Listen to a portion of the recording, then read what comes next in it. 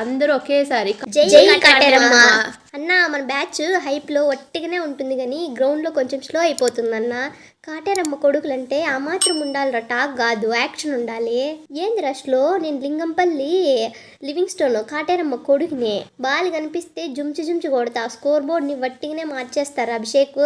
జుంచి జుంచి కొడతావంట. మరి 300లో ఎన్ని సున్నాలు ఉంటాయి తెలుసా నీకు? సున్నాలు ఎన్నున్నా పర్లేదురా, మన కాటేరమ్మ బ్లెస్సింగ్స్ ఉంటే బౌండరీ రోపే వట్టిగానే జరుగుతుంది. కప్పు గురించి మాట్లాడకండి అన్న, మనకి కావాల్సింది 300 రన్స్. ఒట్టినే బిసికేద్దాము. ఆపోజిషన్స్ బౌలర్స్కి డౌట్ రావాలి, ఇది బ్యాటింగా లేదా కాటేరమ్మ ఫెస్టివల్లా అనేసి. అన్న 200 క్రాస్ అయితే 200 అంటే ప్రాక్టీస్ రా, 300 అంటే కాటేరమ్మ కొడుకులకి స్టేట్మెంట్.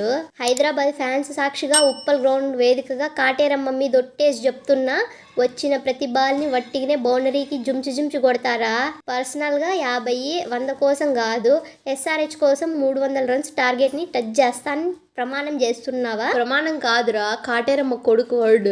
బాల్ వచ్చినట్టే జుంచు జుంచు కొడతా. జై కాటేరమ్మ.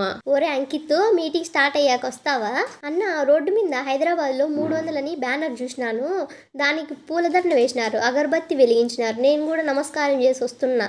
కొంచెం ముందు 299 బోర్డు కనిపించింది, నచ్చలేదు, వీక్ పడేసిన. తర్వాత 298, 297 గిట్ల తగ్గుతుంటే కాటేరమ్మ కొడుకులు నంబర్ తగ్గించకూడదు అని అన్ని బార్డర్లు రిమూవ్ చేసి వేస్తుంటే లేట్ అయిందన్న.